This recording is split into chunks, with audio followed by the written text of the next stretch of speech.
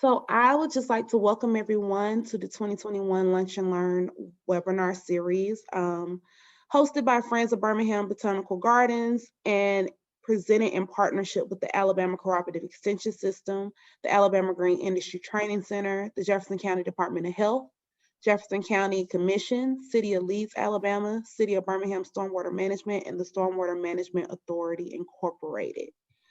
And this is actually our, let's see, 1, 2, 3, 4, 5, 6, 7, 8, 9, 10. This is our 11th session this year virtually. This is our second time doing the series virtually, and we're so excited that you all were able to join us and that this season has been going off without a hitch. Like, we haven't had many issues. And we just want to thank y'all for working with us. Today's session is all about planting fall veggies. And in a few minutes, I'm going to let Tyler introduce our speaker, Jessica Hill, to you. I just want to let you all know that the next Lunch and Learn is going to be Trees and Neighbor Law on August the 11th. And that is going to be us winding down the series. We're going to have 4 more sessions, 2 in August and 2 in September, and then we won't see you again until 2022. And in just keeping that in mind, we're going to input a link for a survey at the end or towards the end of our session today. And we would really love for you to fill that out, because on that survey, we actually ask you what other topics you'll want to hear for 2022. So it really helps us out if you fill that survey out. I'm also going to be adding in a survey link right now into the chat for a stormwater survey that we would like you all to fill out for us. So if you can take some time to do that, not right now, but later on, but I'm going to put it in the chat so that you can have it. We would really appreciate that. And right now I'm going to turn everything over to Tyler Mason to introduce Jessica, and I will see you all again at the end of the session to relay your questions to Jessica. So whenever you have questions, just put them in the chat, put them in the Q&A, and I'm going to have Jessica answer those at the end of her session. Good morning. My name is Tyler Mason. I'm with the Alabama Cooperative Extension System. It's my pleasure to introduce Jessica Hill. She's been with Jones Valley Teaching Farm since 2016 and serves as the farm manager at their downtown farm campus. Jessica holds a degree in sustainable agriculture from the University of Missouri and has years of vegetable farming experience from Missouri, Pennsylvania, and North Carolina. Her passion lies in soil health and education. When she's not growing food and flowers, she likes to chunk discs at George Ward Park and cook tasty food with the vegetables that she grows. Without further ado, here's Jessica Hill. Great, thank you, Tyler, and thank you, Dawn, for the introductions and for having me here today. I am going to try to share my screen here. Let me know if there's any issues. So we are talking about a huge topic, planting fall vegetables, everything from planting it to harvesting it. So I am going to run through this pretty quickly, but if you do have any questions, like Dawn said, please leave any comments or questions into the chat box. Generally, I do like to do introductions and kind of get an idea of students in the classroom's experience with agriculture, what kind of gardens they have at home, but unfortunately, hello? Jessica, I cannot see your screen. Okay.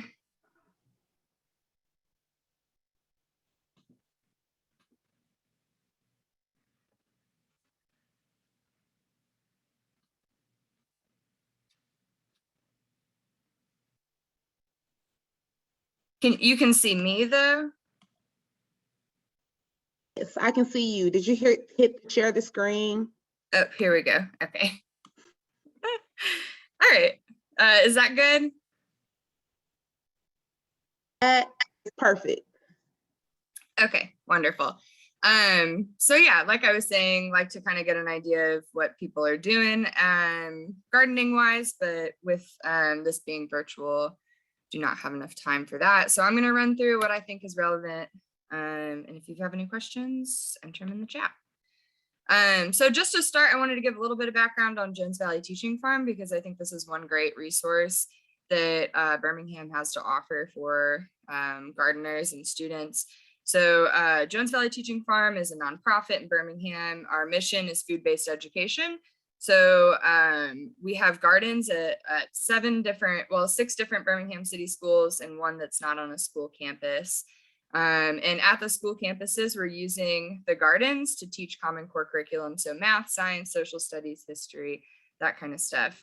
So this is our garden at Putnam Middle School, have a garden at Glen Iris Elementary. This is Oliver Elementary, Avondale Elementary, Hayes K through 8. We have a large urban farm at Woodlawn High School. And then this is our downtown campus, which is where I farm. And really exciting thing about the downtown campus, this is probably what people are most familiar with Jones Valley, because we allow volunteers to come here. We run an internship and such, and a community garden. And for the past year, we've been closed down for construction. So right now we are building what we're calling the Center for Food Education there.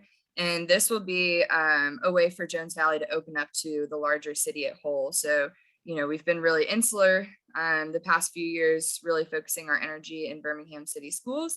And we got a lot of requests for how can, you know, my children participate in this kind of classroom work or outdoor classroom work. And so this is why we've built the Center for Food Education. So there's an indoor classroom, an outdoor classroom. We've got, I think what everyone's most excited about is this industrial kitchen where we'll be able to do culinary skills. We've got pods there where 8 to 10 students can join around and learn how to cook. And so, yeah, we're really excited for that. The building is supposed to be finished by the end of the month, and just keep posted to our social media or jvtf.org if you want to learn more about how to get involved. So without further ado, we're going to start talking about gardening. My first best gardening tip to everybody is to just start and fail. I think there's a lot of hesitation and people feel like they have to know a lot in order to be successful. And I think the best way that I learn is by doing. I think especially with agriculture, it's just kind of that way. It's hard to learn from a book. So my best tip to you guys is to just start something, whether it's in a pot or a little plot outside or a community garden. There's lots of community gardens that people can get involved in Birmingham. And these are, I put a compilation of all of my gardening fails just from this year in here. And I've been gardening for the past 10 years. So it really just goes to show, you know, there's mistakes made all the time and we learn from them. And that's my first gardening tip, is to just go for it. So what's growing on? I get this question frequently. So what is seasonal right now in Birmingham? What can I be planting? And my best piece of advice is to use this planting guide for the Alabama Extension. So the folks that Tyler works with have created, and I'm going to try to click on it. And so here they outline all the vegetable possibilities there are, what kind of cultivars, so what kind of varieties do really well in this climate, when to plant them in the spring and also in the fall. So this just has a lot of great information on here. So I believe you guys are receiving a copy of my PowerPoint, so you guys will have this available to you to reference. And then I was just kind of like gonna lay it out for you guys. So fall crops, really leafy greens is kind of the big theme, greens and roots for the fall. So a lot of things in what we call the brassica family, which I always say smell kind of like farts when you let them go too long in your fridge.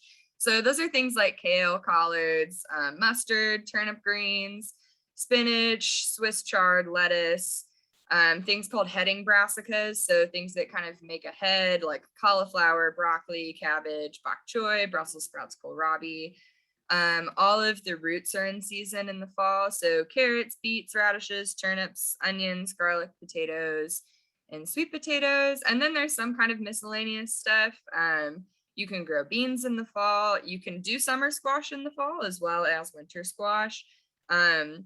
Fennel, and then we also do quite a bit of cut flowers at Jones Valley. So if anyone is interested in cut flower information, I kind of focus this on vegetables, but I do have a lot of information in that arena as well. I really enjoy growing onions. It's probably my favorite crop to grow. And I always source my onion starts from Dixondale onions, so my little onion plants.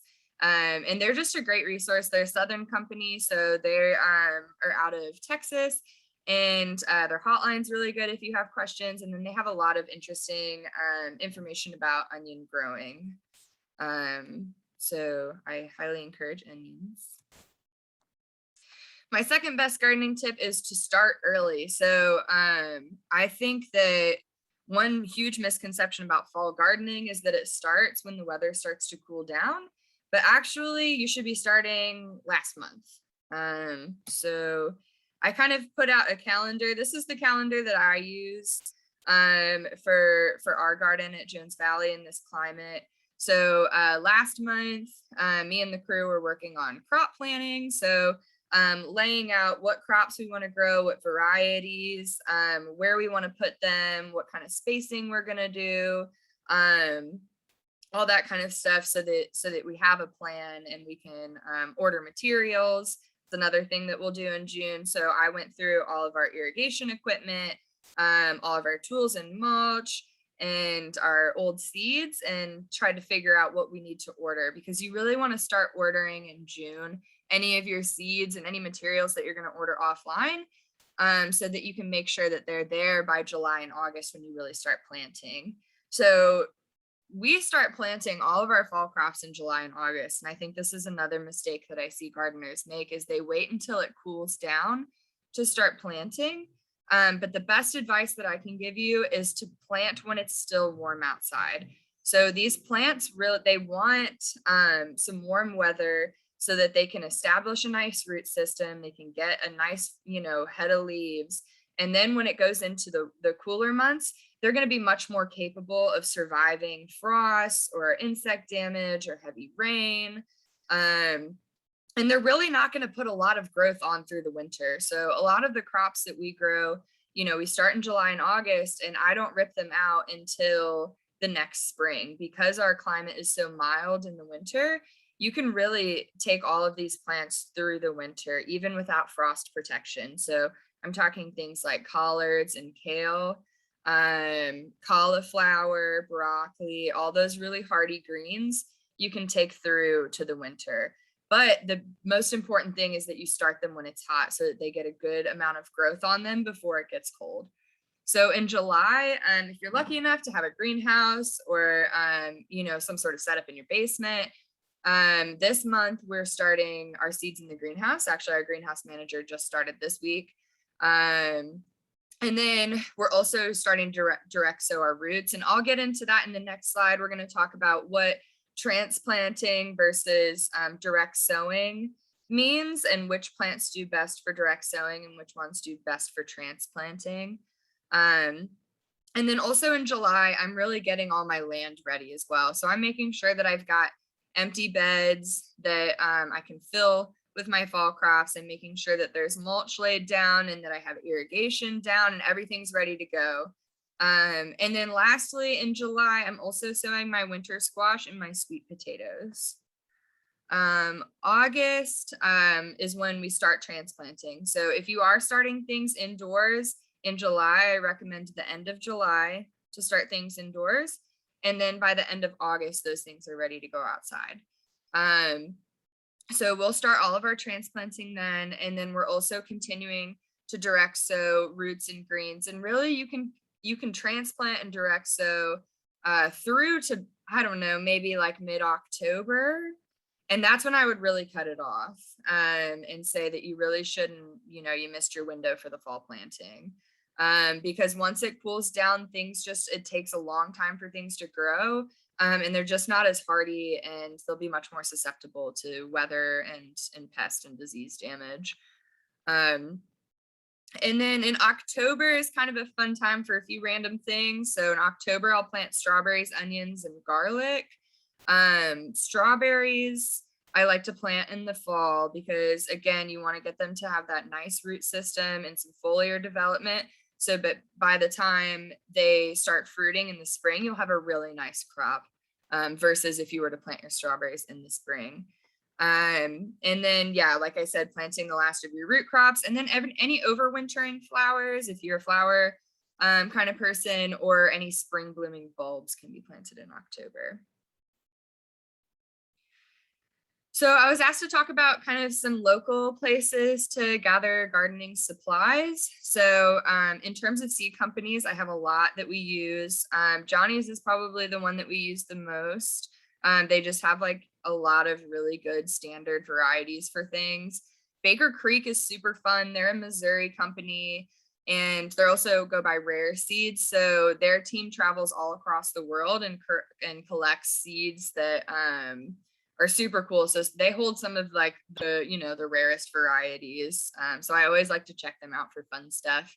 And then True Love Seeds is another one of my favorite. They're out of Philly, and they focus on culturally relevant seeds to a lot of different cultures across the world. And what I really like about them too is that they kind of tell in the description of their seeds, they tell the story of the seed. So like who developed that seed and where it came from and what are the cultural relevance to that food. And so, yeah, they're a really awesome seed company. And then Southern seed companies, So True Seeds, Southern Exposure, and Seed Savers Exchange are all out of the South. And I really like to buy Southern seeds because these people are growing these seeds in the climate that we're going to be growing the seeds. And so they're much more adaptable to our climate and the disease and pest pressure that we have. And if you're not buying from any of the Southern seed companies, if you're buying from like Johnny's, for example, look for varieties that are good for the South. If it says that it's good for a northern climate, I would not recommend going with that. It's just a different climate. Cover crop seeds, we'll talk about that if people are unfamiliar with what cover crops are, but there's 2 local seed companies that specialize in cover crop, or sometimes they call them game seed as well. But Universal Seed and Supply is just a few minutes outside of downtown, and they're really great if you need cover crop seed in a pinch. And then Petra Seeds is also an Alabama company, and you can order seed online through them. And then locally, I haven't been to Sweet Peas, but I've heard that they sell vegetable seeds and transplants. The Birmingham Botanical Garden has an awesome seed swap in their library. And so if you're a seed saver, you can bring seeds there to share with folks, and you can see what other people have brought in there as well. And then lastly, if you have to, you can go to Home Depot or Lowe's, Walmart, big box stores, but I don't recommend them, the varieties. They don't have a lot of varieties to select from. I get asked a lot about compost, and we are so lucky in Birmingham to have a new composting company. They're called Field Culture. They were started by a few of my friends, and they will not only collect your scraps, so if you're interested in composting, but you can also buy compost from them. So they just started, and they're a great operation to support. And then also Mountain Brook Public Works also offers like wood chips and leaf mulch and stuff. You have to load it in your truck, but it's free. So that's a good resource. And then lastly, just, gardening supplies in general, whether you're looking for like irrigation or tools. Hannah's Garden Shop, I have not been there, but I've heard good things. Lowe's, Home Depot, big box stores. If you're looking for fruit trees, which we also do a lot of fruit tree production, I'm not going to focus on that today. But Petals from the Past is, I think, out of Jefferson, I want to say, but they're in Alabama, and they make, breed fruit trees that are really good for the South. So all of our fruit trees that I've ever gotten are from Petals from the Past. Highly recommend. And then Johnny's Seeds as well. So they don't only do seeds, but they'll do, organic fertilizers and, irrigation, all that kind of stuff. So direct sowing versus transplanting. Direct sowing is when you put the seed directly into the ground, or, if you're growing in a container, directly into the container. But you're doing it outside. You're direct sowing those seeds directly into where they're going to grow for the rest of their lives. Versus transplanting, where you're going to sow a seed into a cell with a sterile potting mix, and you're going to have it in a climate controlled area like a greenhouse or, a basement area with, substantial lighting. And that way you're kind of climate controlling things. You can also buy transplants if you don't have that kind of setup, and I recommend doing that. But really kind of the general rule is that you want to direct sow roots and you want to transplant everything else. That's at least my rule. for things, but I'm also privileged enough to have a greenhouse. But really, you can also direct sow anything. Like you can put a tomato seed in the ground and you might get a tomato, but you also might not. Versus if you're starting things indoors in that climate controlled environment, it's going to have a much more successful time growing up. You know, it's a very cushioned environment versus like throwing a seed out into like, you know, the crazy weather that we've had lately. So direct sowing, I'll do roots, I'll do greens mixes like spinach, lettuce mixes. I do prefer to direct sow winter and summer squash because they grow really quickly. And if you miss that window where they need to go outside, they get really kind of nasty and they don't end up doing as well for, by a transplant. So I do like doing winter and summer squash. And winter squash, just to clarify, is things like butternut squash, kabocha, pumpkins, that kind of thing. And then summer squash is like your zucchini and your yellow squash. And then peas as well, I like to do direct sow. Yeah, and then transplanting, I'll do everything else. So I like to do my kale, collards, any of my heading brassicas, that kind of thing. So we're going to talk about tips for transplanting. So the biggest piece of advice that I can offer you is to give everything enough space. The closer that you have things together, if you do not give them the recommended amount of space that they need, they're going to compete for nutrients, they're going to compete for water, they're going to compete for sunlight, and you're going to have diseased, like weird looking insect ridden plants. It's not recommended. So please read your seed packet or your seed catalog or the plant tag if you're buying transplants, and it will say on there, like, we recommend that every plant has 12 inches. So that means 12 inches all around that plant should be free of any other plant. So that's my biggest piece of advice. But once you get your transplants out in the field, you want to get everything wet. So what I like to think about transplanting is like a surgery. So you're taking it from one environment and you're putting it into another that is highly chaotic compared to the first environment. So you really want to do everything that you can to make this surgery go as smoothly as possible. So getting your transplants completely soaked. So that means the root ball is wet as well, all the way through. And also the ground to which it's going into as well. So I like to turn on the irrigation about 20 minutes before I go through and transplant so that the ground is wet as well. You don't have to do this, but you can fertilize your seedlings as well. If you bought them from like a big box store, chances are they're probably fertilizing them to keep them alive. But I like to dunk my seedlings in a mixture of fermented fish guts and seaweed, which are things that you can buy on, they're organic fertilizers you can buy on Johnny's website. And then you want to plant into a weed-free garden. So, you know, you don't want any competition while they're trying to establish themselves. And one thing that I always stress is that you really want to plant your plants deeply, especially if you get like really leggy. Like I think about some of the tomatoes that I've seen at like big box stores and they're really tall stems. You want to plant that as deeply as possible, because if you plant, you know, if you're planting a stem, you know, that's a few inches deep into the ground, that's going to be a root system now. So your first goal for that transplant is to establish a root system. So if you give that transplant a bunch of room to do it, the better off you are. And then the less foliage that is above ground that is like at risk to snapping when in like, you know, hail or windstorm, the better. So as long as the growth tip, which is different for each, it will look different on each plant, but it's the tiniest leaf that you can see. It's where new leaves come out of. As long as that is exposed to the sunlight so that it can photosynthesize, you are good. So you can even plant, you know, leaves of your transplant underground. So yeah, plant deeply, please. And then be mindful of pests when you go to transplant, especially cutworms. I don't know if anyone in the room has experienced cutworms. It's absolutely devastating. So a lot of worms will like create just little holes in your leaf and you're like, oh, that's a bummer. Cutworms will cut your entire plant down, and they do it when they're babies. And it's just really sad and devastating. So that is the pest that I recommend to watch out for the most. And what I like to do is take a product called diatomaceous earth. It's just a mineral that kind of, when a worm walks across it, it desiccates its body, so it sucks all the moisture out and it like cuts it like a bunch of tiny billion pieces of glass. It's pretty brutal. But if you sprinkle that around your plants, you know, you're kind of creating a safe zone for your plants so that the worm can't get across. It does wash away with rain though, so if you do get a rain, make sure to reapply it.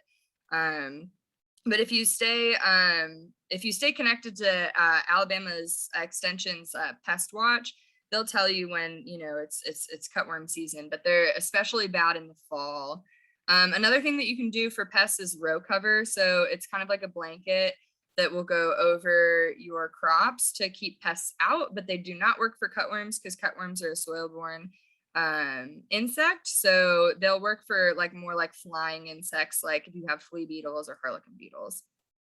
And then please label and record your transplanting date, variety, location, as much information as you can. You really want to record everything that you're doing, you know, when you're fertilizing, all this kind of stuff, because this is how you learn. So next season, when you go back and you're thinking, oh, like my plants didn't get that big, maybe I should have planted earlier. Let's see when I planted last year and let's do a couple weeks earlier. Or, oh, I didn't really like that variety that I did. What was that variety I did last year? And you can go through and look at your records.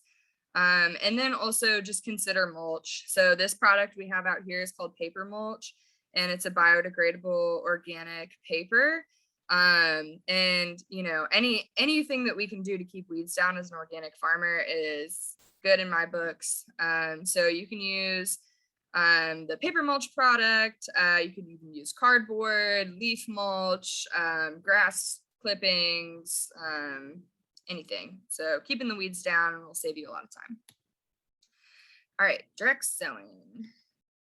So fall direct sowing, again, needs space. What I like to do though with direct sowing crops is I'll put them in the ground at a heavier rate than they recommend. And then when the plants come up, I'll thin them out. So that means I'll pull some of the plants out so that they're at their correct spacing. So, you know, when you're direct sowing, there's no telling whether you're going to get germination, because there's all sorts of different factors that play into whether you get germination or not. And so the more seeds that you sow, the better chance that you're going to have of them germinating. And then you can always just, you know, pluck some of those plants out to get the correct, you know, whether it's 2 or 3 inch spacing between each plant. And then the depth, kind of a rule of thumb is you want to do the depth at which you want to plant is 2 times the size of the seed. But again, that'll also be on the seed packet or the seed catalog. And then one of my biggest tips is to keep your soil moist until it germinates. So and in this Alabama heat in the fall, that could mean 2 to 3 times a day that you're watering to keep that soil moist. If you let that soil dry down, 2 things can happen. One thing is underground, if you've got some germination coming up, that thing is very small, very fragile, and it can just crisp up and die. The second thing that can happen is that if you don't keep your soil moist, that soil can crust. And then when that seed is trying to pop out, it's going to be much harder for it to break through a crusted soil than it will be a moist soil. And then another tip is to know your days to germination. So for example, carrots take about 14 days to germination. So that way I'm not sitting there watering some like carrots that are never going to germinate that already died because I forgot to water like a week ago. I'll know that, you know, after about 2.5 weeks, I haven't gotten germination. I should probably re-sow. Something happened to the seeds. And then seed into a weed-free soil again, and then also keep weed-free. So when you direct sow, there's a lot more weeding that needs to take place because they don't get that big jump that your transplants that were planted inside got. So they're going to be really small, and weeds grow really fast, and they can easily outcompete any, you know, kind of carrots or beets and stuff. So keeping that soil weed free is really helpful. And then again, just record what you're doing. So space, I cannot stress it enough. This is how I'm going to look at you. if your garden is all clogged up with a bunch of different plants because you got really excited and you want to plant a bunch of plants, I understand, but I'm telling you, your plants are not going to look good. So keep that amount of space that they need, give them enough room so that they can wiggle around and they can create a nice root system. I oftentimes I'll get, pictures from people and be like, I have diseases on my tomatoes. What's that? And they want to spray, and it's crazy because, organic farmers, organic gardeners, they really don't want to spray. And the best thing that you can do to be low spray or no spray is to give your plants enough space, because again, hot, humid air is what creates a lot of these, environments for the disease to really be successful. So if you give it enough space, so there's enough airflow in there, you won't get that. All right, now we're going to talk about the happy stuff, harvesting. So this is your goals for harvest. You want it to look just like this. How do we do that? So harvesting tips. You want to know what your harvest indicators are. So you want to know what a broccoli plant looks like when it's underripe, when it's ripe, and when it's overripe. Some of the worst like mistake that you can make is like, oh, I didn't know that it was ripe a week ago, and now it has gone to flower and it's unedible. So before your plant is getting ready to harvest, you want to look at that. What does a ripe broccoli plant look like? And one of my best pieces of advice is go to the grocery store and take a photo of like the broccoli at the grocery store. What does it look like? Well, how long is the stem? What do the florets look like? What are those sizes? And that'll really tell you. And again, your seed catalog, I can't stress enough that, the information that you can find online in a seed catalog is also going to tell you like, this type of carrot should be harvested at this amount of inches long and that kind of stuff. So know your harvest indicators, and then really, be prepared is my second biggest tip for fall harvesting. So have a game plan for sanitation. So make sure that your tools are sanitized, and the bucket that you're putting your freshly harvested greens into is sanitized. There are a lot of foodborne illnesses out there, especially if you're feeding other people. This is really important. And then also just be aware of poop. So if you find some bird poop on your broccoli, I don't recommend to just, wash it off. There are a lot of foodborne illnesses that can be transmitted through, mice and birds, all of these kind of garden friends that we have. And so really just, steer clear of poop. Be prepared with tools. So I'll see this sometimes in our community garden that people show up and they're ready to harvest and they realize they don't have like a knife or anything. They just rip stuff and they're like, that's so bad for the plant. Don't do that. So I recommend, to bring pruning shears and a knife with you every time, because you never know what's going to be ready. And then have a game plan for processing and storing. This is really important. So there's a thing that we call field heat. That's just the heat that is in the vegetable when it's in the field. And as soon as you cut that vegetable from the source, your vegetable is dying. So you need to slow that death process down as fast as you can. And the best way to do that is by dunking it in some cold water. So if you're at a community garden, I recommend bringing a bucket with you so that you can fill it up with cold water so that you can take that head of lettuce and dunk it immediately into the water. The worst thing you can do is take that head of lettuce, harvest it, and just lay it there out in the sun while you're harvesting the rest of your crops. That's going to wilt. And even if you get that into cold water eventually, it will last not as long in your fridge as if you really are good about processing. So biggest advice, get that piece of fruit or vegetable into cold water as soon as possible, and then have a game plan for getting it into a fridge. And then lastly, know which crops can survive and cannot survive frost. So there's information about this online. If you ever look up gardening information online, I suggest typing in so if you're trying to say, can my lettuce survive frost, type in extension after that, because those are the folks that are researching this stuff and that are going to have the most reputable information. Don't use gardeningknowhow.com or blogs and stuff. And sometimes they are reputable, or they can give good advice, but they're not 100%. So things that you should harvest before a frost or to cover is going to be things like beets, chard, lettuce, squash. So think really tender leaves.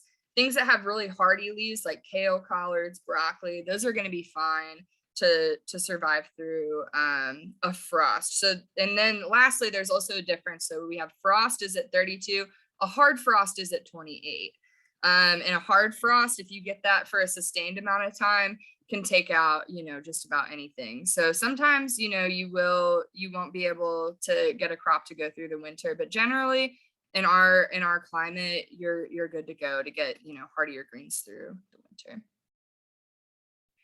Okay, lastly, I just wanted to cover a quick few random tidbits of gardening information. Told you we'd talk about this earlier, cover crops.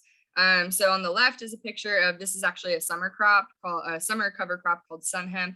Cover crops are crops that you grow not for food, but for soil health. So I like to think of cover crops like they're like the new compost. Everyone was like, ooh, compost, so cool. Now it's cover crops. So the cover crops, just like compost, are going to add organic matter back into your soil. So this stand that you see here on the left, what I did with that was I mowed it down. You can also cut it down if you have like a much smaller stand, and let that sit on your soil so it can biodegrade. Some people will churn it into their soil with like a tiller or something. I like to put a tarp over it afterwards, after I mow it down, and really heat it up and get that biodegradation going. But yeah, so the benefits of cover crop are immense. They increase organic matter. They also suppress your weeds because they're shading them out, decrease erosion because your soil is not bare naked there. It also feeds the soil microorganisms in your soil.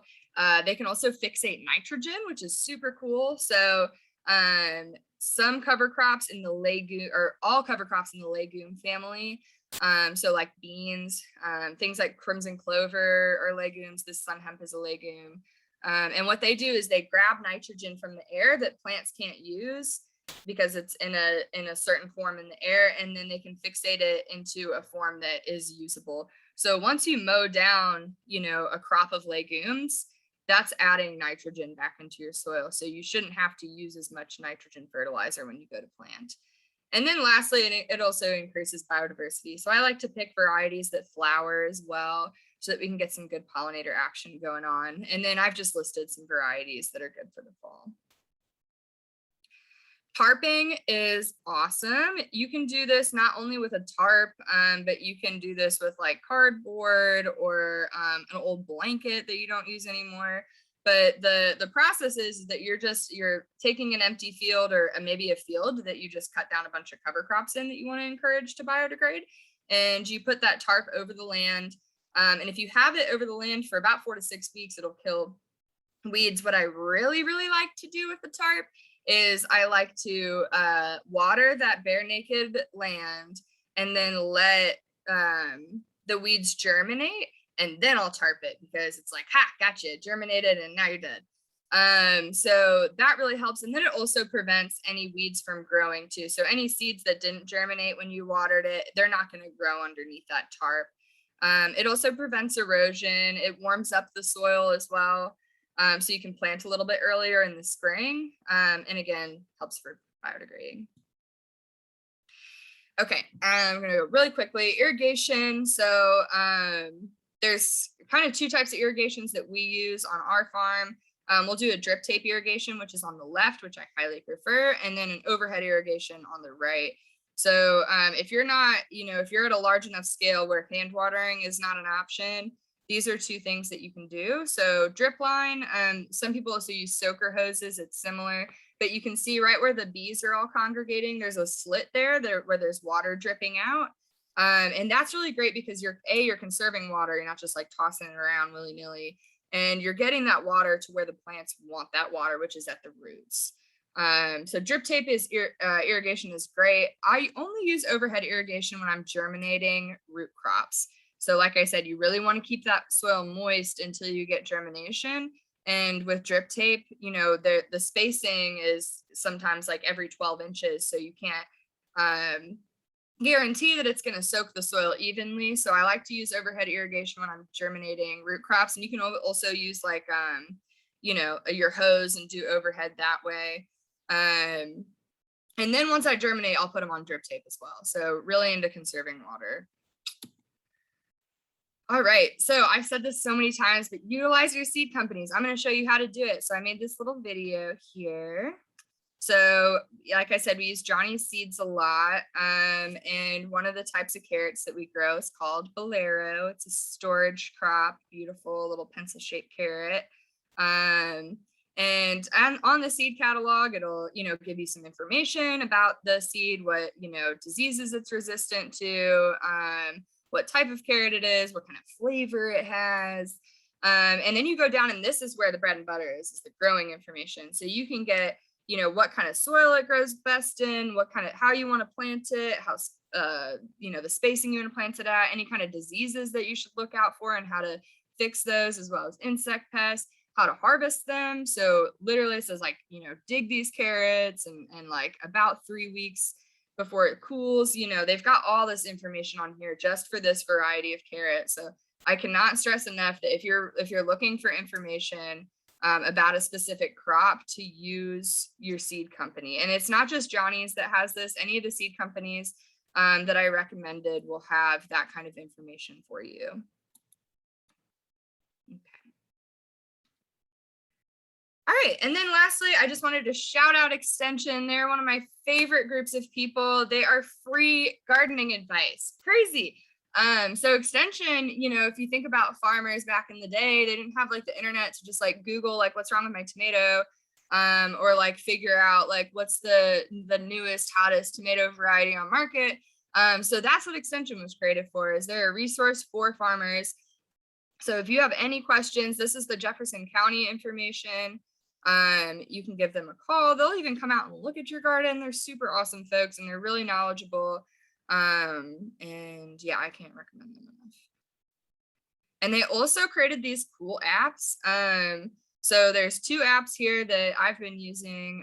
One is called So you can so you can go in here and you'll type in where you garden, and it'll show you what zone you're in, what agricultural zone, and then it'll show you what you can plant today, based on the climate in this area. And then also it has a section called Your Garden, and you can go in and be I just planted broccoli, and then it'll tell you when your broccoli is going to be ready, or it'll tell you that hey, your broccoli is rooting.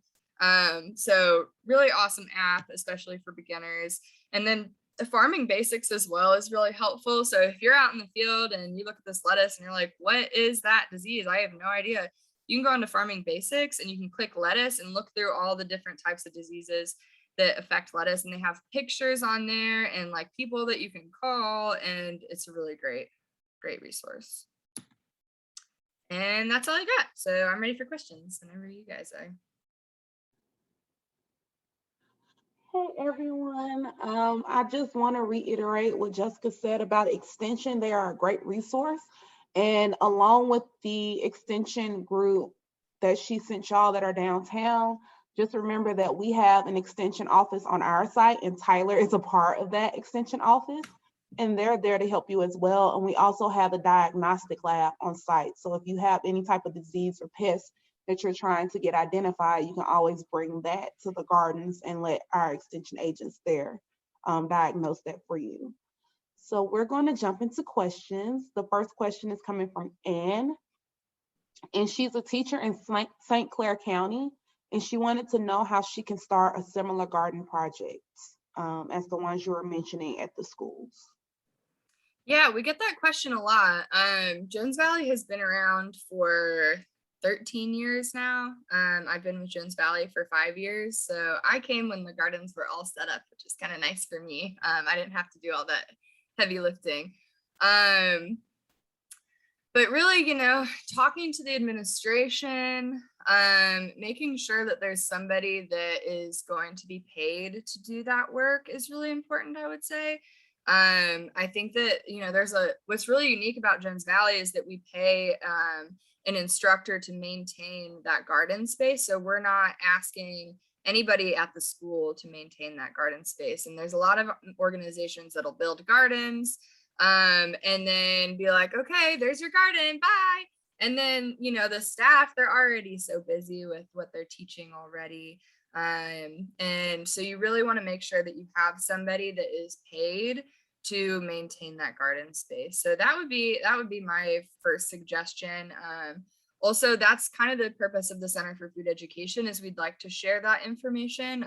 There are people that I work with that have that information about how to start a school garden. So I recommend reaching out to us. You can find our email at jbtf.org, and we can get you connected. And Tyler, correct me if I'm wrong, Extension has a program to help people start school gardens, right? Yes, we're just now in the process of releasing a publication that's all about how to start a gardening program. Okay. Doris said, is using cover crops recommended for small home gardens? I garden several raised beds. You can, yeah. I think that oftentimes what the problem that like gardeners and raised beds have is they have a hard time getting it to go down. So like we use mowing to do that. But what you can do is, you know, if you cut it down with pruning shears and then lay it on the soil, you just got to give it enough time to biodegrade. So the best thing that you can do is put a tarp down or some cardboard down and help that to biodegrade. Another thing you can do is if you are composting, you know, you can cut that out of the ground and then stick it in the compost and then put that compost back in. Is kind of like a shortcut way around that as well. Okay. We had a question about whether Mountain Brook compost was open to everyone, and Hannah shared a document that wasn't available for all attendees to see. So I actually just posted that in the chat for all attendees to see. Right now, I'm going to post today's evaluation in the link really quick, just so you all can have that and can fill that out at your leisure. And then I'm going to jump right back into questions. So let me go back up. Wonderful. Can you collar plants against cutworms? Yeah, that is another thing that people do. So what she's referring to, like a collar, is you can kind of like, you can take like a plastic cup and cut it and put it around the plant, so you've got like a physical barrier around it. I believe that you can do that. I haven't done that. I'm not sure if the cutworms are smart enough to get over that. But you could try it. Sounds like it would work. What can be planted in containers? Is it recommended to use the long metal planters?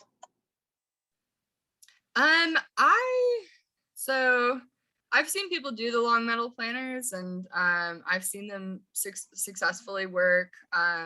I don't do a lot of container gardening, but as far as I'm aware, you can do just about anything in a container.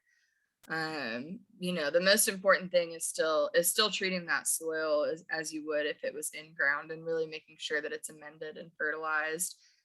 You know, and that container's in the right spot. If it's in the sun, I had an intern send me a photo one time, and he put this container like up against a wall, and it wasn't getting a lot of airflow in there. So making sure that, you know, the container's in the right spot, and that you're treating the soil well.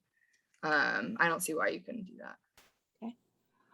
I am in a constant battle with my husband over drip irrigation. He wants to stand over the garden and water overhead. We rotate crops and never have the same layout, so reusing the soaker hose can be difficult.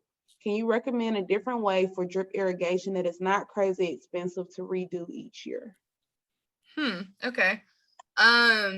So another thing that I've seen people do, it's not drip irrigation, but people will bury like containers that have holes in them, or like terracotta pots that are porous, and fill them up with water. And you'll do that kind of, you know, around where your plants are, and that kind of allows that water to seep through to your plants. So you could do that. I believe it's an indigenous practice, so there's probably information online about that. Soaker hose, yeah, I mean, if you're having trouble moving that, I mean, the other things that I would recommend are just other things that you would have to move. I mean, you could also, I mean, what we do sometimes is we'll keep our hoses in the ground, you know, and we just kind of work around them, or we'll lift them out and put them back in to the garden, but we'll keep them connected. So I don't see why you would need to move it all the time. And like I said, really everything that we do, we water with drip irrigation. So yeah. Do you have any tips for cabbage worms? Cabbage worms.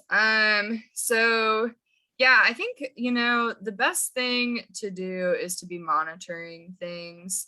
If you know that you've got a problem with certain type of pest, know what that pest's eggs look like, so that you can be finding it, you know, at the earliest time possible. And then, you know, my best advice is to be hand picking things.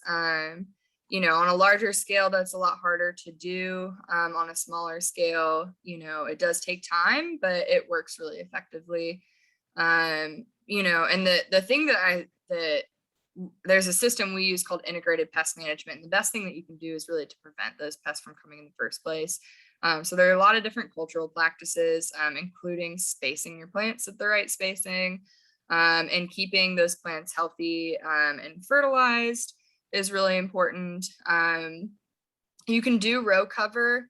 So if you know that you're going to get cabbage worms on, you know, your kale or your collards or whatever it is, putting that blanket, it's over your plants. You can buy this at Home Depot or Johnny's Seeds as well, to kind of keep those pests out in the first place, because I believe that those are a moth that'll come in and lay eggs, and then that's how you get them. I don't believe cabbage worms are soil burn, but I'm unsure about that. But Alabama Extension has a lot of great resources for how to deal with pest problems.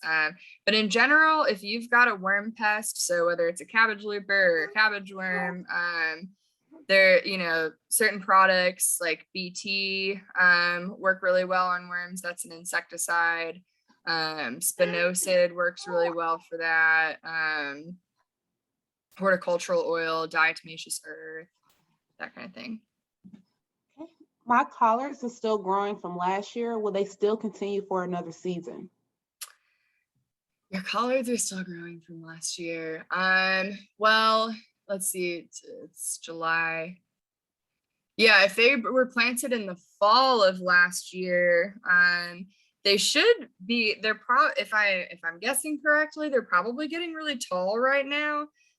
This is what's happening to all of our collards across the city. And they're getting ready to do what we call bolting. So when it gets really hot, and especially this week now that it's like really warmed up, these plants don't like warm weather, and their ultimate goal is to reproduce. And so once you hit that threshold of like, it's really, really hot, they're going to start to want to reproduce, and they're going to set out flowers. And at that point, they're not going to reproduce. They're not going to produce leaves anymore. They're going to be producing shoots, which you can actually eat. We eat them called rapini. They're very similar to broccolini. So if you get them when the florets are still really small, you can cut them and they're really delicious. But yeah, you probably won't get any more leaf development. Okay. My soil is red dirt. What gardening soil is recommended? Yeah, so getting an import of topsoil is like super awesome if you can do that. But you know, amending with compost and organic matter, so you know, cover cropping and then cutting it down, letting it biodegrade on that surface, adding wood chips and leaf mulch. You know, if you think about it like a forest, how that soil, or even a prairie, how that soil is developed, those are the kind of things that you want to put into your soil. So plant matter, if you can get a hold of, like, I think the zoo, I don't know if they offer this for like home gardeners, but they do for like farms, like they offer zoo dew. So it's like a literal elephant poop. So, you know, adding any kind of like, you know, any kind of organic matter that you can get onto that soil, and then incorporating it into that red clay. So using a fork and really kind of trying to incorporate the red clay with that organic matter will be, you know, beneficial. And I recommend doing that for a couple of years, you know, before you even plant into your soil. And if you've got like this really tough red clay, just work on amending it, grow cover crops. And the cover crops are really pretty too, you know, like even sunflowers are cover crops, or anything that you want to grow, and then just put it down, you know, cut it down and let it biodegrade. Okay. Do you need to soak peas before planting? You know, I actually recently heard that. I'm not sure. I didn't. And last year, me and my assistant like rotted all of our peas like 3 different times. So maybe you do. I don't know. Okay, so Ronald Garza has a question, and I cannot pronounce the word in it. Do you see the Q&A box at the bottom of your? Let's see, Ronald. Oh, okay. Does diatomaceous earth affect worms too? You know, I would think it would, if you're talking about earthworms. I mean, the good thing that earthworms aren't coming up to the surface, so you don't want to incorporate that diatomaceous earth into the soil. And once it gets wet, it's not effective anymore. It won't like cut up the worms like that. So, you know, as long as your worms are like hanging out below ground and they're not just like wiggling around on the surface, you should be good. All right, so we asked would you use cover crops on raised beds or containers earlier. Yeah, the other one more thing I have on that too is a great cover crop to do in raised beds is buckwheat. So, you know, the stand that I showed you guys of sun hemp is like really thick and like fibrous and is sometimes harder to deal with. So using like a cover crop that has like, you know, kind of luscious, silky, like, you know, not really sturdy leaves and stems, that stuff will biodegrade much faster than like a chunk of wood, you know? So if you go to buy cover crop seed, you know, if you're going to your Universal Seed and Supply, or if you're going to go through Petra has awesome customer service. So if you call them and be like, hey, I'm doing this in a container, a raised bed, like, what do you recommend? They'll have awesome advice for you. Where do you purchase your tarp, and can you reuse it? Yeah, so the big tarp we purchased at Farmer's Friend, and you can get it like customized sizes. There's also like a used billboards, and I don't know if it's cheaper than buying like a brand new tarp or not, but if you type in used billboard tarps onto Google, there's a company that will like recycle billboards, and you can use those as tarps as well. Do you have any tips for squash borers? They attack our plants at the peak of production. Yeah, that's a bummer. I want to say diatomaceous earth, maybe. I don't believe that row cover helps with them. I'm so fortunate and privileged to not have that problem, so I have not had to troubleshoot that one. But a great resource, anything that you find online that is written by Dr. Ayanaba Majumdar from Extension is awesome advice. He's like, he goes by the bug doctor, and I guarantee he has information on the squash vine borer. So if you type in, bug doctor, Alabama squash vine borer, you probably find something. We have another invasive species bug question. Do you have any information on Chinese lanternfly invasive species coming here? Oh no, I don't, but I probably should. I'm gonna Google that. Thank you. I have no idea. I've never heard of that. I'm trying to see. We're gonna have our Ask the Experts panel at the end of September, so I will save a lot of these questions for then to ask them, because I know we usually get Dr. Jacoby, who is our bug and pest and disease expert here in Birmingham, so maybe he can answer some of these questions for us. Can you use raised beds over red clay? Yes. Okay. Yes, you could put raised beds like anywhere. My backyard only gets about half a day of sun and is surrounded by tall trees. Can you recommend any crops that will work there? Yeah, herbs are a great option. So any annual or perennial herbs, so cilantro, dill, parsley, they really like shaded environments. Greens are really good. So lettuces, spinach, arugula, any kind of like brassica greens mix. Sometimes you can get away with doing like kale, collards, chard will like grow anywhere. You know, you could try carrots. I mean, you know, my best piece of advice is try it. That way, you know, but yeah, definitely the first few that I mentioned are good to go in the shade. Okay. Do you have any tips? Do you have any tips for keeping birds and squirrels from eating figs? Nets. Nets. That's all I got for you. Yeah. Yeah. We have a lot of figs, so I just know that some of them are going to go to the birds and the squirrels, and then I just get the rest. But yeah, the only thing that I've seen people do is like some serious netting situations. We are growing cucumbers that are taking over the area in a planter. Can we move them? Yeah, move the planter. Yeah, as long as it's in an area that has sunlight. And then it might be, you know, cucumbers will have these little tendrils, so they'll like attach onto something. So, you know, you might need to just like carefully move them and make sure that they're not like attached to something else nearby. But yeah, I don't see why you couldn't do that.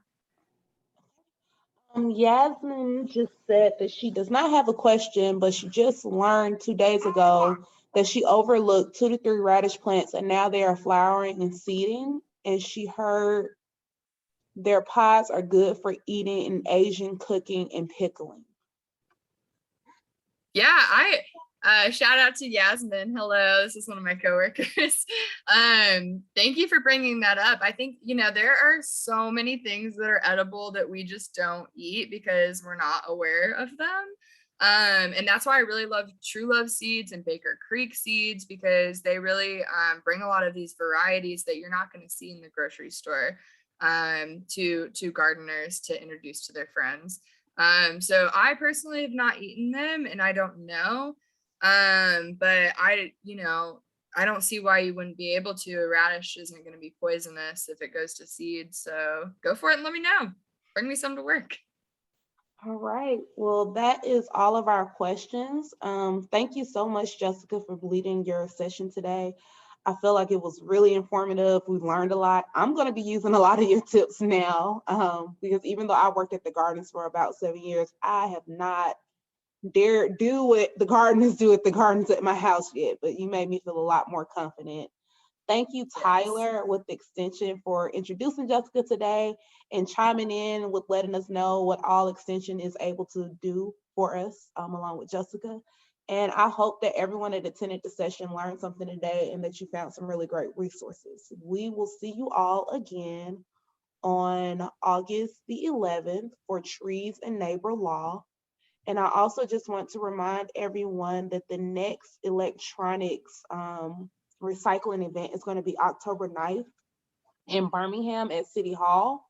And that's where you can bring a lot of your old electronics that aren't working anymore and recycle them instead of putting them in the dump site. And we have that flyer that I can send out again to y'all. We sent them out a couple of weeks ago with our stormwater presentation. I can send that out again to y'all. So thanks everyone, and I hope you have a wonderful rest of your Wednesday. Bye. Thank you so much, everybody.